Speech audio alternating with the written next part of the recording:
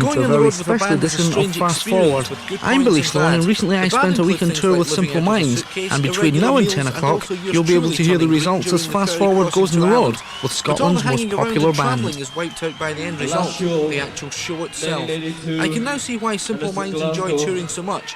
Firstly, they were all friends anyway, so the bus journey tends to become a bit like a class outing. Secondly, you see a side of life which few of us can manage. Thirdly, they meet people and see things which are inspirational to their work. And lastly, at the end of all that, they get to walk out on stage and play to sell-out crowds. As I stood at the side of the stage, the buzz from the audiences of Glasgow, Edinburgh, Newcastle and Belfast was simply amazing. Mick Jagger once said that everybody at some time in their lives dreamt about being a pop star. He's right. The only drawback of going on the road with the Minds is that you tend to get really caught up in the euphoria and want to walk out on stage with them. Still, I suppose you can't have everything, and I'll just satisfy myself for the moment with the dreams. It seems the only practical solution.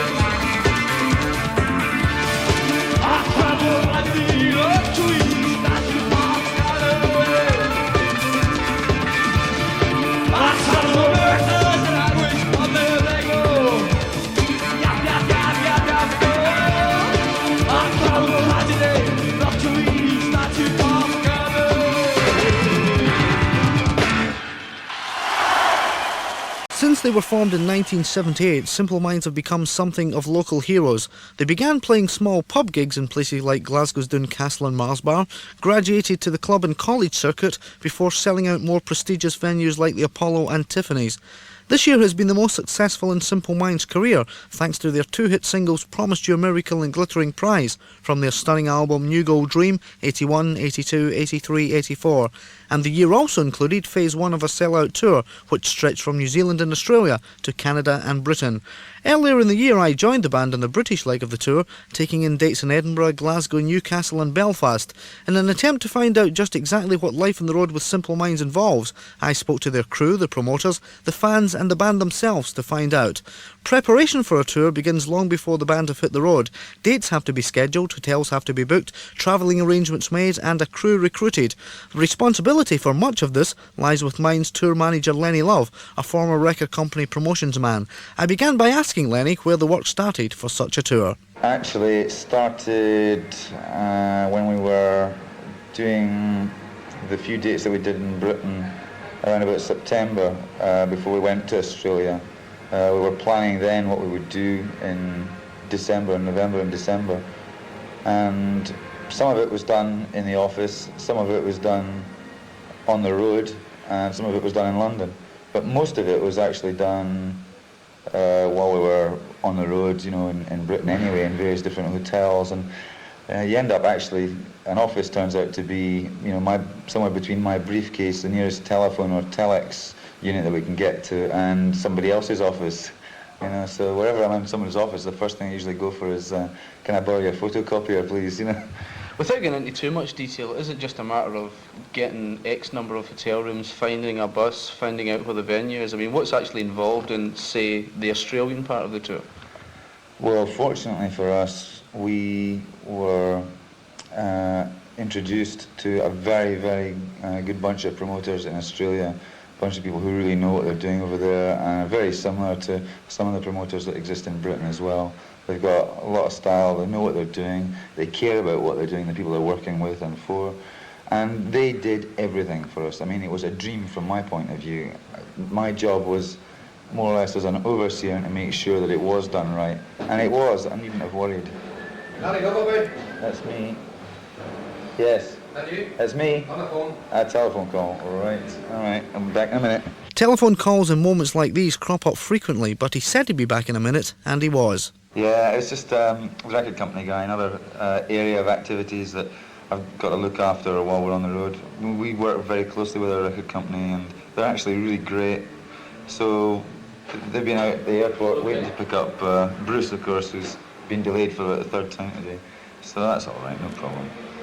People would say, you know, people who are fans of the band and looking at a tour manager would say that you're a sort of Mr. Fix-It organiser and wet nurse for the band. Would that be an apt description of the job? Sometimes that is a pretty apt description. My main concern has got to be that whatever else happens, the band have got to get on that stage every night and feel that everything has been done so that they can give the best performance possible.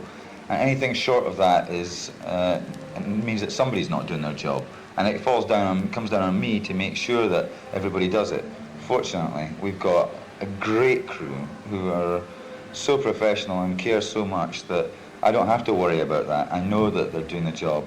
If they have a problem, they either come to Paul or to me, or expect somebody to do something about fixing it, and it gets fixed. That is really when I have to start kicking myself into top gear.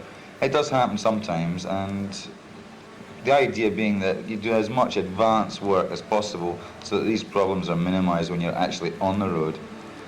But when you're actually on the road, it's not all plain sailing. I mean, what kind of things go wrong and what kind of things have gone wrong in this current tour? Well, so far it's not been any sort of disasters or any real problems, but we have had problems like in Canada, for instance. We had a truck accident and then another truck was written off and a couple of guys ended up in hospital, and that meant 4 days had to be cancelled because the PA was in bits and the mixer looked like something had gone through a mixer. Things like that can happen. Planes can be missed or delayed, or you can get caught out with weather. I mean, the ferry crossing we did to get over to Ireland was pretty bad. And things like that can upset you. You can be late, have all kinds of delays. For every problem, I think there's an answer, at least one answer, and every day on the road there are at least 100 problems, and so far, touch wood, there's usually been anywhere between 99 and 190 answers, so there's always 2 or 3 different ways to handle the problems. Are there any real daft things that happen on the road, or daft people you meet? I mean, any things that make you just crack up? Oh, there's lots of them, lots of things. Oh, it's just amazing. I mean, the band are incredible they seem to be magnetic for, sort of magnetic source for oddballs and nutters. And some of them are just incredible. I mean, the drivers that we get sometimes are just incredible, let alone the people that we meet. And the people on the crew are all nutters as well. I mean, you have to be actually a bit of a nutter to be on the road anyway. But I love them, actually. They're the ones that are different. And the fans as well, some of them, the extent that they go to see the band is unbelievable. Like what? Well, a good example, we were in Toronto, right? There were 2 guys flew over from London for the show in Toronto, flew over to New York and then drove up from New York just to see the band because they had the weekend off and they'd been paid a bonus. Nutters, complete nutters. You know, I mean, that's right over the top. And you get all kinds of daft things. Like in Australia, there were people following us around for miles and miles.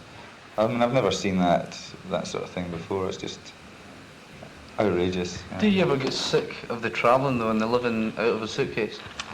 Well, for me at the moment, actually, it's quite convenient because I'm vaguely homeless at the moment anyway. Most of my stuff has been in storage for about 6 months, and I've been at home, I've been in Scotland, I suppose, for about 5 weeks this year, and it doesn't really bother me. I miss my friends, and you know, that sort of thing, the social side of things, but what makes up for it is the new people that you meet, and new places, and the band. Oh, well, I mean, that's the best thing about it all. I mean, being with them all around the world, and at the end of the day, I mean, the extra bonus is I get to see them play more than anybody else, and that is the best, you know, no doubt about it. They're the best band in the world. Okay, listen, we're going to have to cut it short, because the band have really got to do a sound check, and if they don't do that, the doors will not get opened, so we better go. Thankfully for Simple Minds, their days of piling into a transit van with a few enthusiastic friends and heading for the motorway are long gone. Also long gone are the days of Bronnie Humphers to set up the equipment. The band now travel with a tight-knit 12-man crew of highly skilled technicians who are responsible for the sound and lighting equipment. Chief sound engineer, father figure and dodgy tour bus video connoisseur is John Ramsey, and I asked him what was the first thing he looked for when the crew arrived at a venue. Normally the first thing we check out is like we clap our hands to see how big the delay is or the amount of echoes you hear or how long the echoes are. And after you've cussed the hall a few times, you see if you can get as much equipment in as possible. And you can either drown it or play to it. Neither is too successful. But they all change drastically when an audience come in. What happens when the audience come in? It usually dampens down considerably because you lose the reflection of the floor. Sound echoes are just caused by sound bouncing off flat, shiny surfaces. So what you try to do is you're trying to angle the PA so that most people can hear. You can't hope to please everybody in a hall, but you can do your best to please 80-90% of the audience. Are there any kind of gigs around the country which, in your mind, that you've played with the band have the ideal sound? I mean, is there any place which has the ideal hall, if you like? There's some that have the ideal hall when you arrive and the audience change them drastically when they come in, and there's some that actually sound terrible to start with and you get a really good surprise because they turn out to be better than you hope for when the audience do come in. So I don't think I've actually played one that's never changed. It depends again what kind of band you're with. The Minds, they can play mainly in any type of hall because the echo doesn't affect the music, you know, like heavy metal. And it's all the Stromation stage with the big chord and the lead solos and the big, the big drive on stage. And the echoes just build up until it's just a complete mess. The Minds are so kind of cultured and clean on stage that the sound is great separation out front as well. Now, after the Glasgow gig at Tiffany's on the Friday night, you had to strip all the sound equipment down, then travel to Newcastle, rebuild it all, do the gig at Newcastle. Then the minute the band went off stage, you had to strip it all down again, get into the coach, drive straight to Stranraer, wait there all night in the coach, and then get a ferry in the morning. I mean, that must take it out of you, surely. Oh, it does. But the coach we've got is quite nice as coaches go. We can sleep 12 people on it quite comfortably. There's video, bar, coffee machine, toilet, even place to wash and have a shave in. So the hardships aren't as bad as they used to be, where everybody used to travel in the back of a van. But yeah, it's not as good as a hotel. I mean, doesn't it take like 3 months out of your life doing a job like this? I wouldn't know. I haven't lived it all yet. I'll tell you at the end. This is called Colours Fly and Catherine Rules.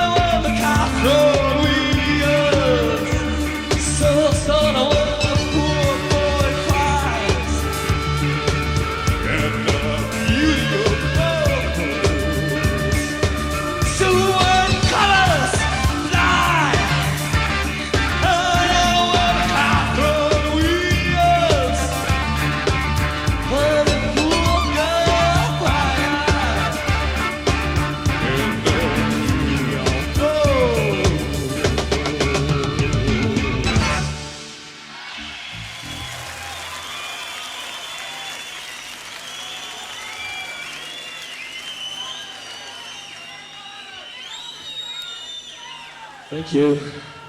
The tragedy of two. This is called Hunter and the Hunted.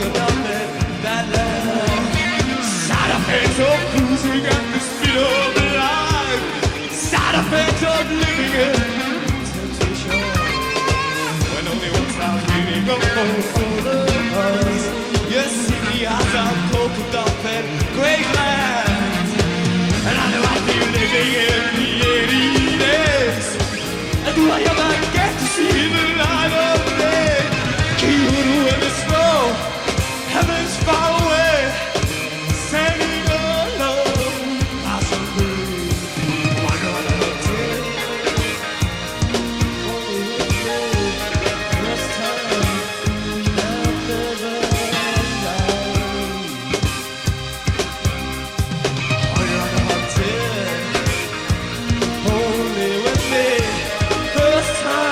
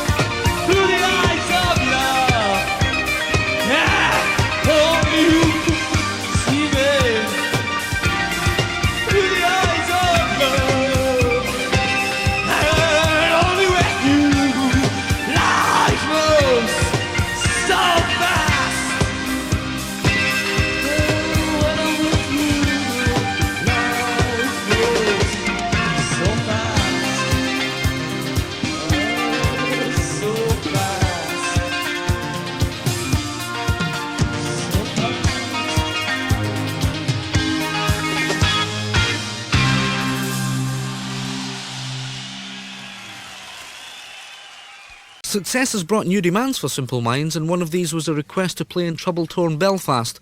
Although the reputation of the Irish fans is spreading, a lot of top acts still won't cross the water to play there because of the current political situation. The man responsible for booking Simple Minds to play in Belfast's Ulster Hall was promoter Eamon McCann, and I asked him if he found it difficult to persuade the big names to come across and play. Well, first of all, it's sometimes pretty difficult to get bands to come to Ireland. It is a bit of an uphill struggle, although nowadays more and more bands are coming. Basically, there's such a good reaction here that more and more bands are wanting to come, which is very, very encouraging, of course. Which bands haven't come? Which bands have you tried to get across here, and because of the situation they've said they don't want to come? Well, you really put me in a spot. I don't really want to name names, I don't really want to sort of... But we're talking about top 20 bands. A few of them, yeah. That basically all it takes is perhaps one person in the band who doesn't want to come to Ulster, and the whole Irish tour could be in jeopardy at that stage. And the reasons for not wanting to come to Ulster are blatantly obvious, and it is understandable that people sometimes don't want to come here. And I can't really be vindictive about people who say no, we just don't want to play Belfast. Perhaps they have friends or relations who have had a hard time over here or whatever. I mean, there could be any one of 1,000 reasons for not wanting to play here. So I just have to be content with what I get, which is, it is getting better. I mean, talking to the kids out there seems to be very little to do here at the best of times. I mean, is going to see a band like Simple Minds, or I know Ultravox were here a couple of weeks ago and the Human League have been over. I mean, to a lot of them, is that the extent of their entertainment? Well, yes, the extent of international entertainment, yeah. There is discos and there is a really unhealthy club circuit. I mean, you wouldn't really call it a club circuit. An unhealthy club circuit? Yeah, I mean, there's only but a couple of gigs. That's what I mean by unhealthy. I mean, it isn't really viable for bands to play here. Apart from discos, there's very little else for the kids to do. And basically concerts, any band that comes over here gets an amazing response, to the virtue of the fact that they do actually come over here. Travel was the main source of inspiration for the band's album Empires in Dance. Before the gig at Ulster Hall, I had a chat with singer Jim Kerr and guitarist Charlie Burchill about those travels, and I asked Jim firstly if now that he'd become a seasoned tourist, did they get less of a creative inspiration from the different countries they visited? No, I think that sort of travel thing will always be a sort of part of us. It's never as focused now. Like last year, I mean, some people sort of started to pick it up wrong, and it was as though we were like, travel correspondents for the Western world or something like that, and I thought there was a danger of people sort of thinking we're just like, naming sort of fancy places or send like the songs or wee postcards to impress people with, but no, I think I noticed that when a lot of people write about the band's reviews, they talk about musical landscapes and things, so I think there's a definite connection in musical notes and words and sounds for me, and I think that whole sort of well, now it isn't as focused where it is before. In Empires and Dance, it was a bit about Europe. It was definitely up front and focused, but now I want to go to Australia and write a song called The Australian or something like that. But there is things when you're in Australia and you get out and there's land there, like we'll say when you go out in Australia, the big cities are like everywhere, just sort of modern metropoles, but only 20 miles outside. Like, I don't know, it was really weird there for me, because like a sort of land there is the oldest landmass. It hasn't changed, whereas everywhere else in the world it's been breaking up and falling. But it's amazing how Australia's got the newest, it's got a reputation of being a new country when in fact it's the oldest, and without even thinking about it, when we were there was places we were sort of staying in that were built on Aboriginal burial grounds and stuff, and I don't like to go into the old sort of mystical and things, but I tell you, it's weird. You definitely get the goosebumps and wake up during the night, and there's definitely cities and lands, they have their own rhythms. They really move, and you can feel things whether you're spending a time there or not.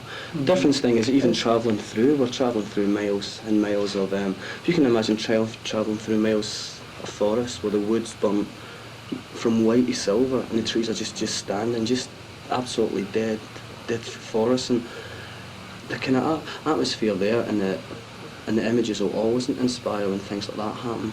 but it'll never be it'll only just be the same as the bars and dance. Let's talk about where we are at the moment, because we're sitting talking in room 710 of the Hotel Europa in Belfast, which is in the Guinness Book of Records for being the most bombed hotel in the Western world. I mean, did you have any kind of preconceived ideas about coming to Belfast and coming to Ireland, because you've never in fact been here before? No, before we like sort of planned a couple of dates that we're doing just now, but they were like sort of cancelled really, not due to any sort of like, you know, worry about the place.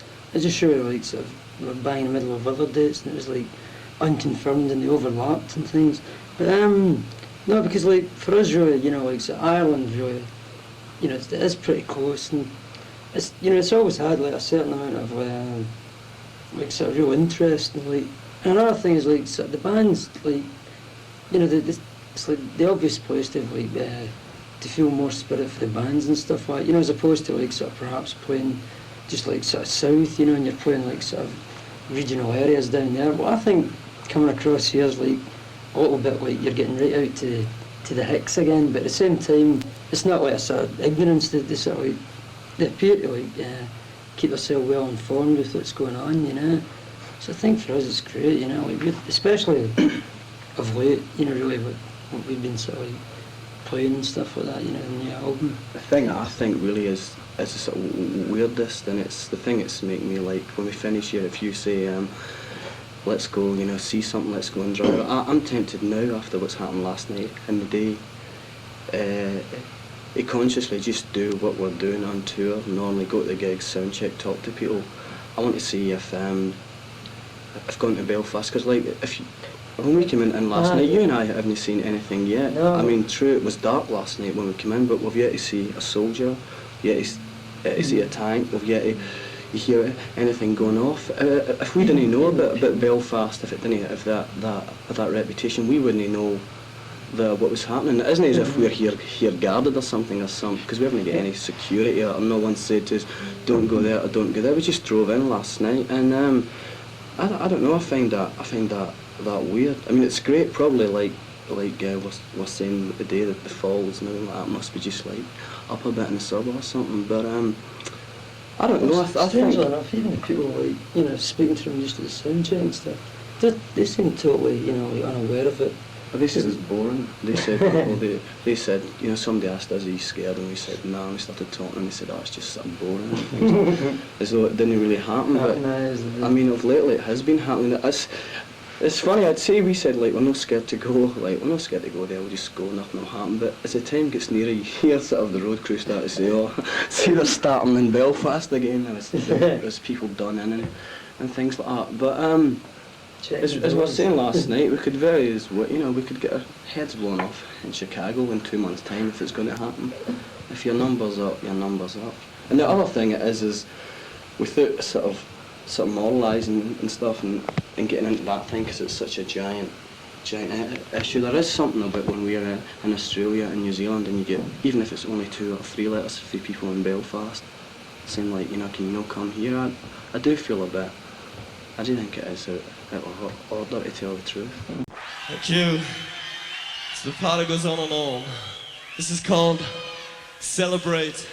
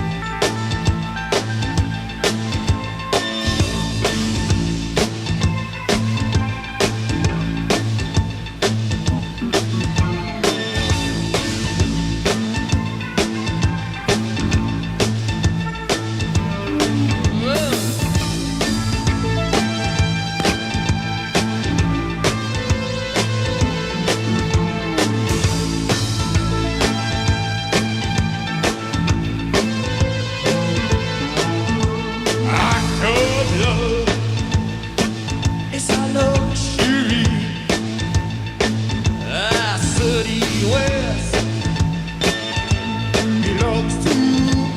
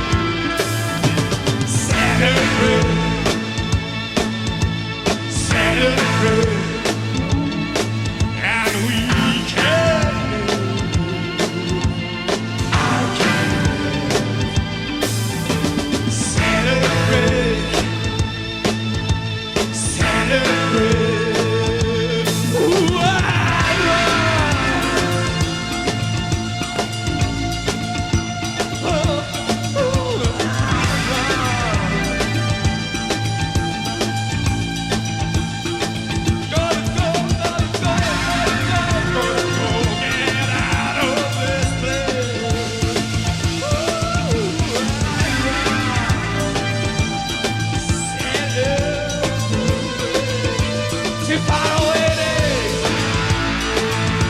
too far away days, too far away days.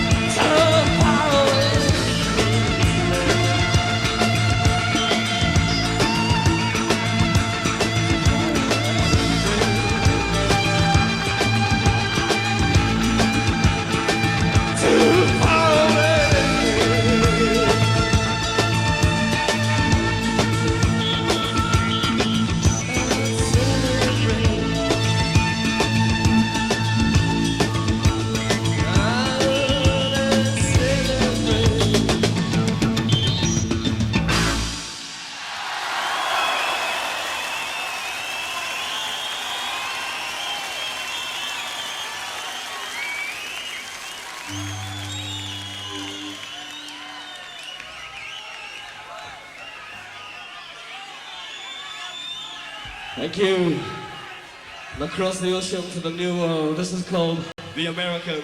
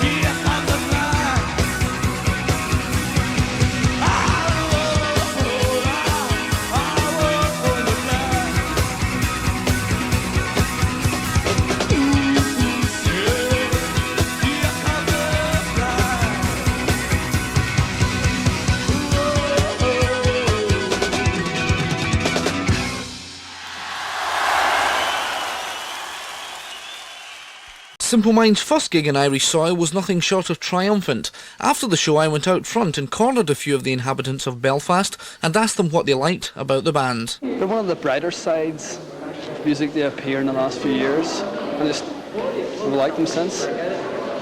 Also, I did one of their numbers in the young band, so maybe I'm slightly biased, but I like them. What I think about them?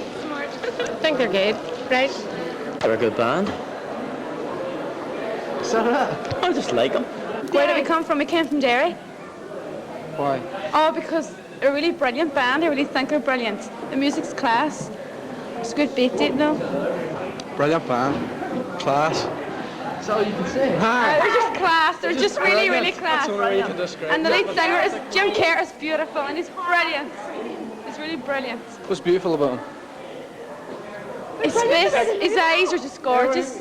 We were up on the stage looking at him. Did we get any ideas? They're class. They're a great band.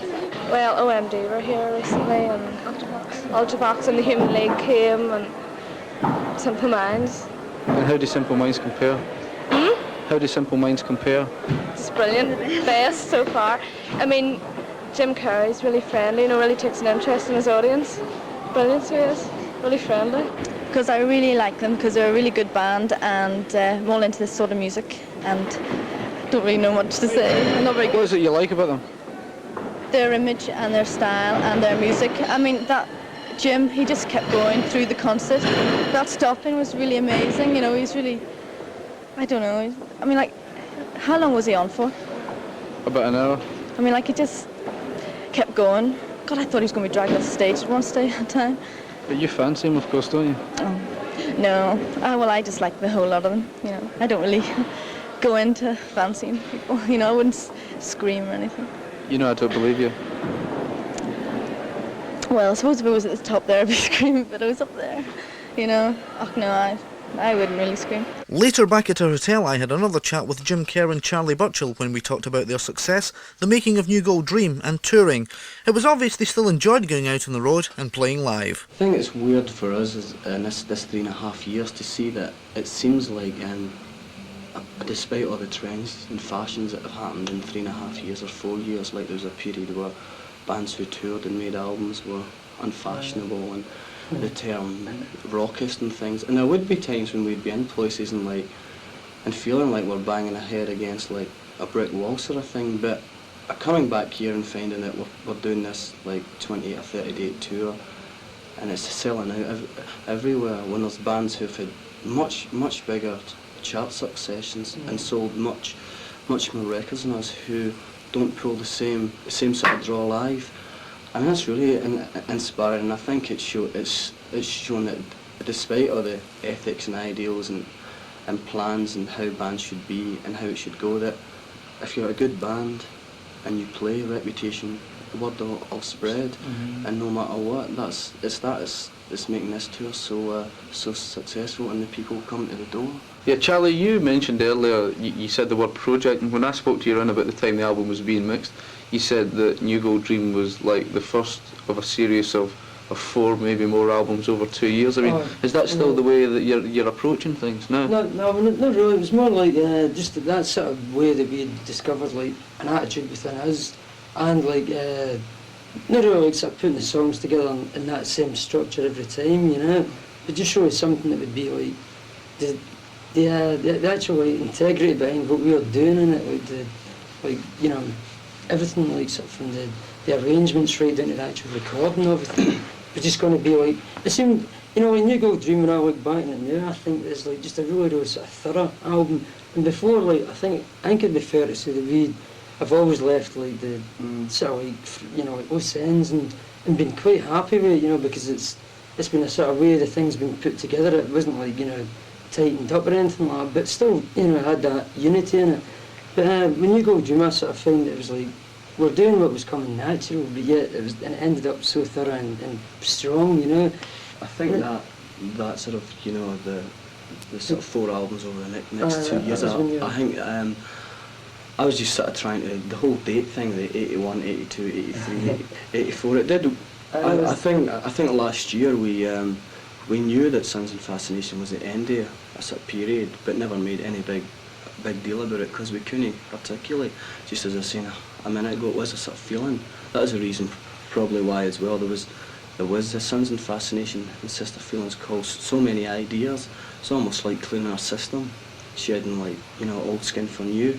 And I probably going back even at the start, once that was over, it was like, I don't know, it seemed like reins were free. We knew we'd done 5 albums in 3 years. We knew some of them had, you know, we knew that they'd all highlights and they all had flaws, but we also knew that through them all we'd come to a strong point. Mm-hmm. We knew that touring was beginning to pay off, and all round we felt for the first time that weren't gone, ignored. I think we always knew that there was the 20,000 here and this there who were really into the band and believed in us and not to undermine them, but at the same time, putting all the time and energy into a band as you do, you want as many people to hear it as possible, and we could see we could feel that was coming, and I just have the New Gold Dream, and I think it is the start, isn't it? Like, I think we will be a series now of albums where some will fit into a sort of commercial taste, and then we still will go off in our tangent still.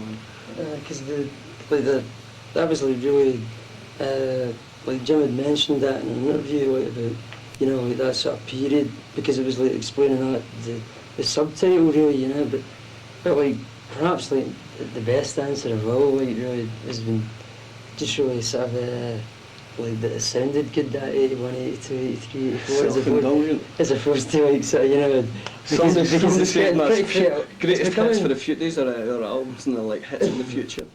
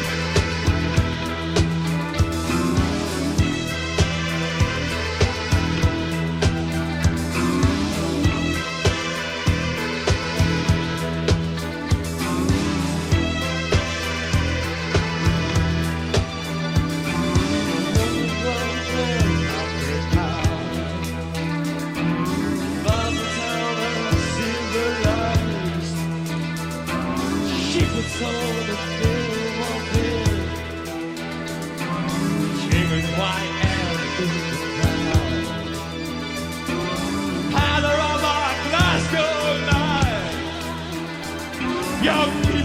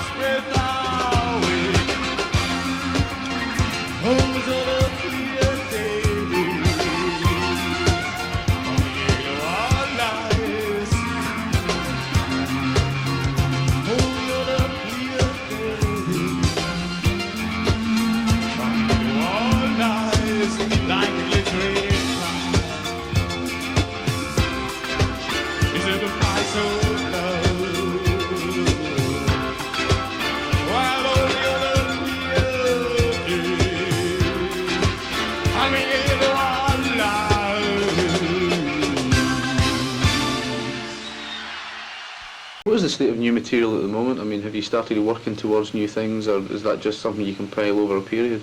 Well, again, like there's been sort of like ideas being, like being brought up and stuff. Never actually, like, we end up going to rehearse for a tour, and we end up like sort of writing new material, Last week. and then end up with a day with a new drummer to like get songs together. It was great when we did New Gold, and it seemed to take ages, and there was all this panic and stuff, and it just finished, and everybody was like, thank God, great. And we went and rehearsed first minute of the rehearsals for this tour, the very first, and it was like only 2 days later they went in and they're tuning up, and Mick and Charlie, and they started to play this idea, and I was just like, this is the best idea I've ever heard. This is the best song. Hold the album a minute, we get record this, put it on and stuff. Everybody's like, cool it. Because I mean, you had said at the time that the band seemed to have a real, surplus of enthusiasm, which was surfacing through ideas for songs. I mean, is that something that has retained the momentum? Well, as Charlie said, last week they started playing, went to rehearse and just started jamming stuff, and I just always find myself sort of leaping up and down. See, I think that's just this ideas that like often gets regarded as documentaries, like not documentary, but like in diary form, like almost like of a period, say in tunes, that you can be doing things that like just like anybody like doing something totally subconscious and just would be drift off and be lost. But like generally Jim usually is about a time will catch it, and like. And then suddenly it becomes an established point, and you sort of tend to forget, that it's like, this has all been happening like through, it's like subliminal, it's been happening over a period of time.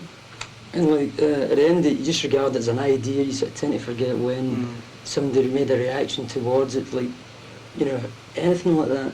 But yet there it is on a year later on something, I just like, I like music that, without, slagging a bit, just to say the difference of hearing like the League's single a year on, the Human League, I was thinking like, what's it going to be? Is it, when you hear it, is it going to be a marked sort of difference and such? And I heard that, and it is a marked difference in as much as a Motown beat, right? When the last stuff didn't, so it's different for the League. But that could have been last year's single, and the single that was #1 they had last year could have been this year. There's just, it seems to be like bands like, there's a lot of bands who do that. The fact that they're a sort of year on doesn't make any difference. It's just like, with our albums, I think, in there somewhere, it's never spoke about much. People never pick up on that, I don't think much. Or today it's subconsciously in the same way as. But I think every album we put out, there's something about it's got a sort of novelty value, and as much as, you can just tell that New Gold Dream was made this year, and Sons and Fascination was made last year. You can tell that Empires and Dance was made the year before, and I don't know, for me New Gold Dreams, it's in sync with Fitzcarraldo. It is. I mean, you went to see Fitzcarraldo after we and Fitzcarraldo's, if anybody hasn't seen it, it's best movie this year, classic. And after New Gold Dream was done, we went along, we're watching it, and like the colours and things are incredible as well. It's often something we talk about as well when we're making records. But there's this bit, it's in German, so there's this subtitle that just flashed up and held for a sort of minute and just said, "Only dreamers move mountains." And I was just going wild. So like I get a sort of fill like that, the same sort of fill I get for good music. It's just in sync. And I think that's what I hope we can sustain, always manage to, when you bring out a sort of record each year.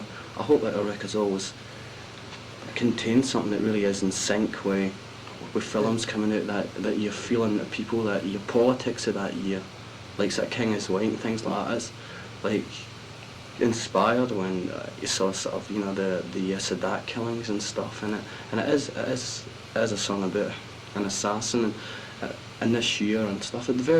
I just think without trying to be trendy with it, that's why it's always under. It's never like sort of banner or bill posted up on the wall. No, but always managed to contain threads that show that. Because for me, it's when Charlie started to talk about a diary. That's what I'd love this band to be, a diary.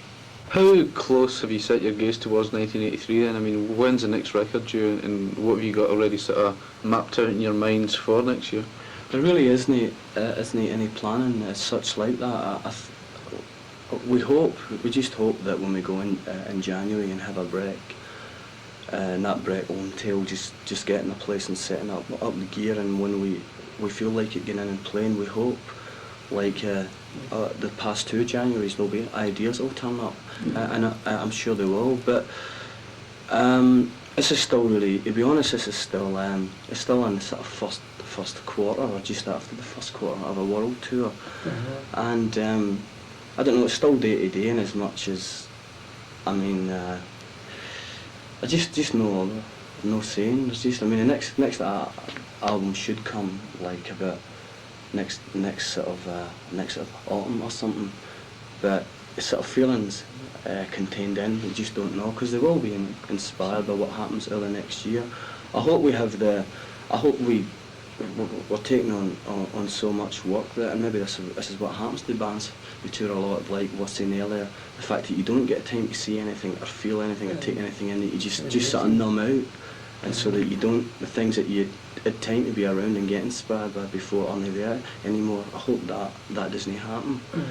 But see, this is the first album we've had absolutely no problem getting interest in the States. And I mean, we'll go and we'll play there as we go in anywhere the first time, because we've not really sort of done any there to any extent. We just played a few gigs, but now the gamble is, because it's interesting, because it's such a big place. Do you just go and pack up and spend all your time breaking your back there, and everybody knows the sort of reward if you do that there? But I just don't know. I can't see us doing it. I think we'll just we'll build up a cult following there and just leave it. I wouldn't like to forsake everything we've spent 3 years here building up, just to spend valuable time, idea time, sort of going across America and back 3 and 4 times.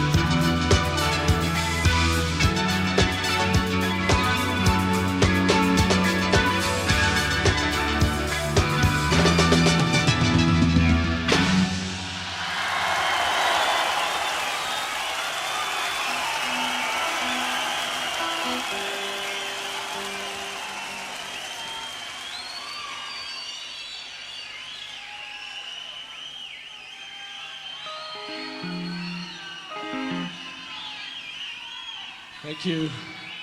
It's the song of ambition, where everything is possible. This is called Promise You a Miracle.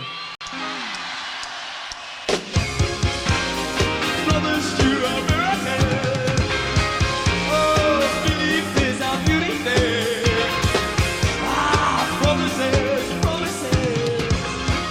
Ah, it's golden days, make wandering chance. Ah, love takes our turn. Summer breeze and brilliant light. Only love she sees, he controls.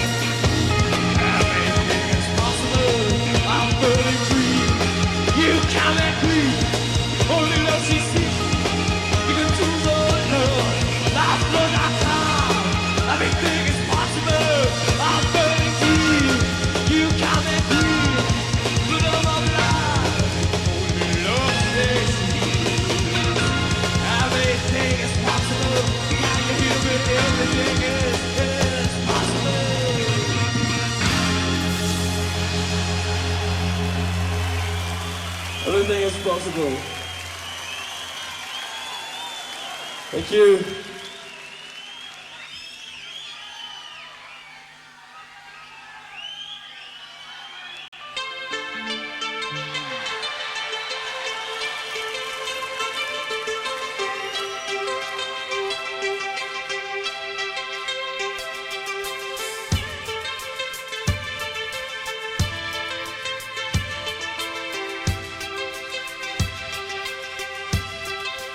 Where did you go? Where did you go in the big sleep? Going out in the deep sleep. I see you wandering now. So where did you go? Where do you in the big sleep? Drifting wild life. I see you wandering now. We are on the top and the world was spinning. We were the young and the whip of the morning. Communication lost in a country great style. Come on, shadow me from stone. In the end, where did you go? Immaculate friends, but I found my way. Was on the second was on the second was on the second was on the second where are you now? Where are you now in the deep sleep? Are you good friend? We saw you leaving this way. We were on the top and the wind was spinning. We were on the yard in the whip of the morning. Communication lost, and the country great style. Come on, shadow me from stone. In the end, every beginning. So where did you go? Immaculate friend, all night round and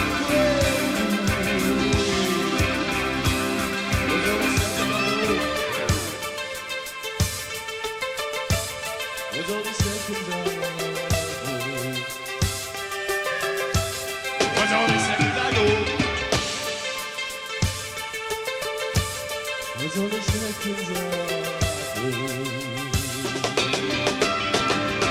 It's me.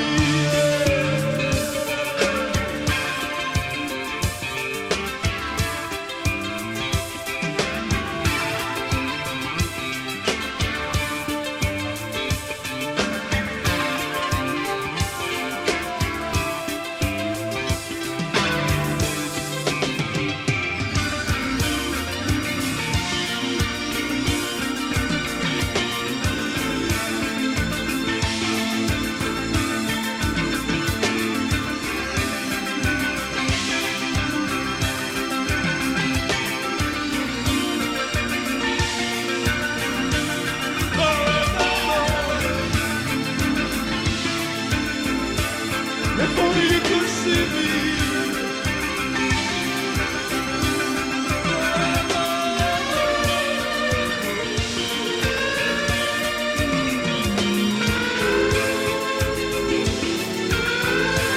Forever.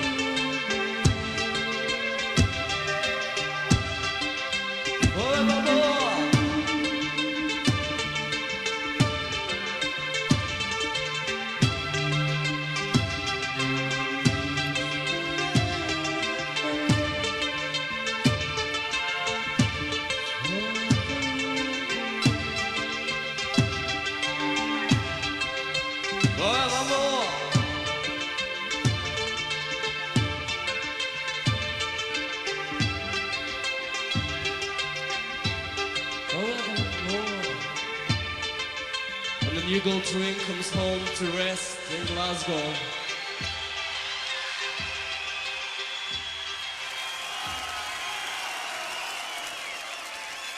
Already, Simple Minds are making plans not just for 1983, but also for 1984. In January, when the band lock themselves in the rehearsal rooms, the Edinburgh-based manager Bruce Finlay will be drawing up a schedule that reaches far into the future.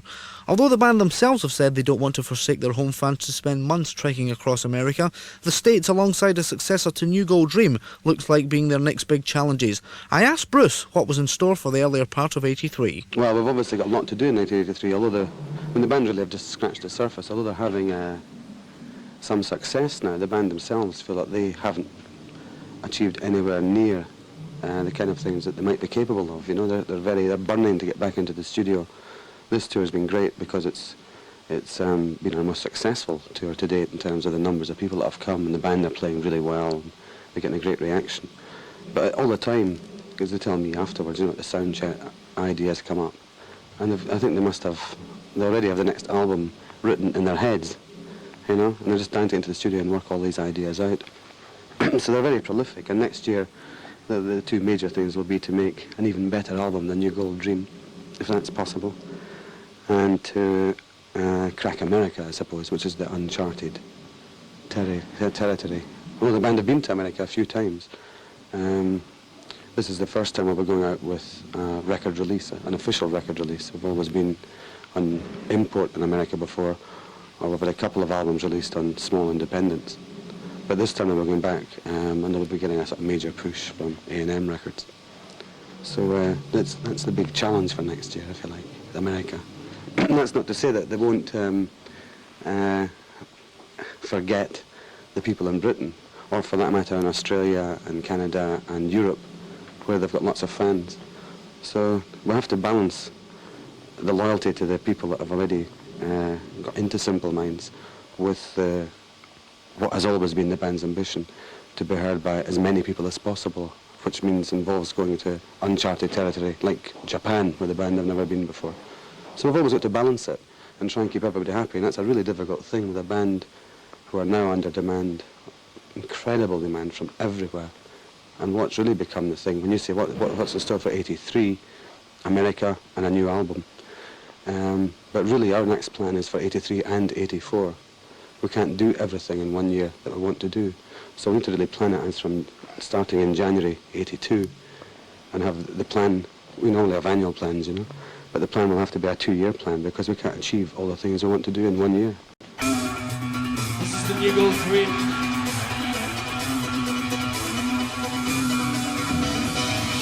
This is dedicated to our crew, the sound, and the lights, and everyone.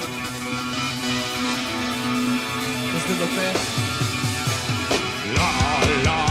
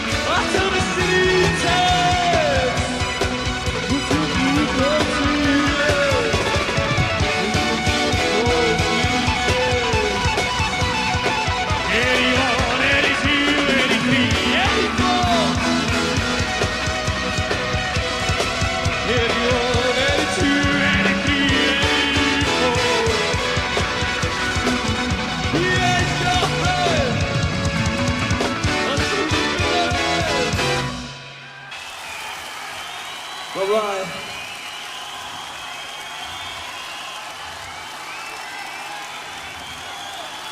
Thank you.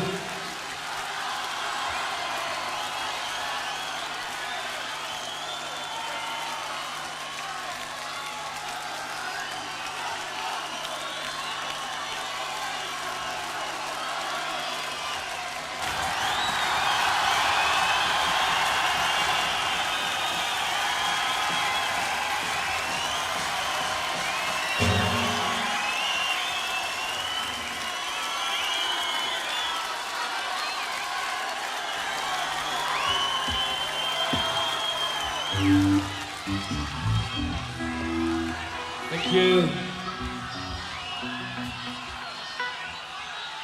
This has been the best year of our lives.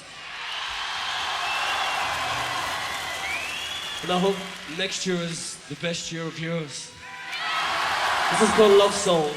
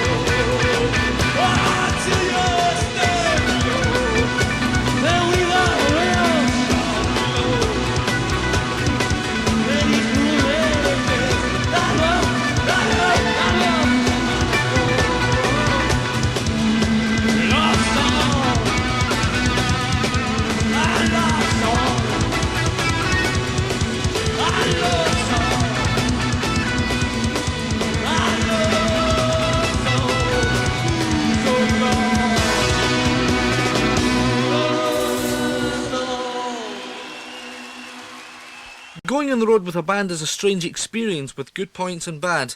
The bad include things like living out of a suitcase, irregular meals, and also yours truly turning green during the ferry crossing to Ireland. But all the hanging around and travelling is wiped out by the end result, the actual show itself. I can now see why Simple Minds enjoy touring so much. Firstly, they're all friends anyway, so the bus journey tends to become a bit like a class outing. Secondly, they see a side of life which few of us can manage. Thirdly, they meet people and see things which are inspirational to their work. And lastly, at the end of all that, they get to walk out on stage and play to sell-out crowds. As I stood at the side of the stage, the buzz from the audiences of Glasgow, Edinburgh, Newcastle and Belfast was simply amazing. Mick Jagger once said that everybody at some time in their lives dreamt about being a pop star. He's right. The only drawback of going on the road with the Minds is that you tend to get really caught up in the euphoria and want to walk out on stage with them. Still, I suppose you can't have everything, and I'll just satisfy myself for the moment with the dreams. It seems the only practical solution. Here's some new song.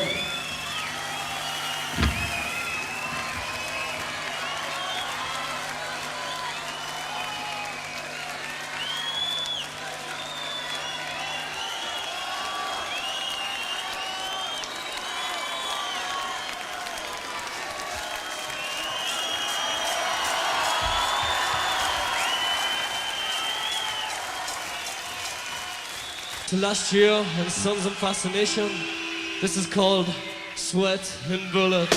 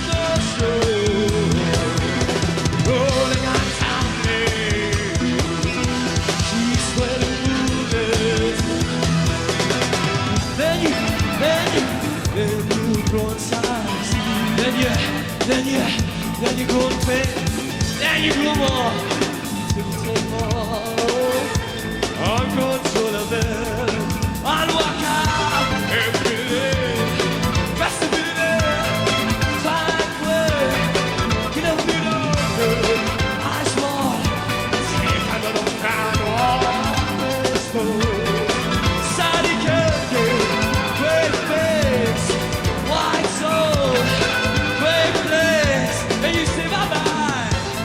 Take a walk. Take another round of walk. Mission. Rolling on terribly. Ambition in motion. Rolling on terribly. She's sweating bullets. Thank you to China Places. Thank you. Thank you to the people involved, and thank you for the good time. Immobility, flexibility, backward, you never be low again. Eyes closed, take another pound walk, exposed, society can't get, red face, white soul, red place.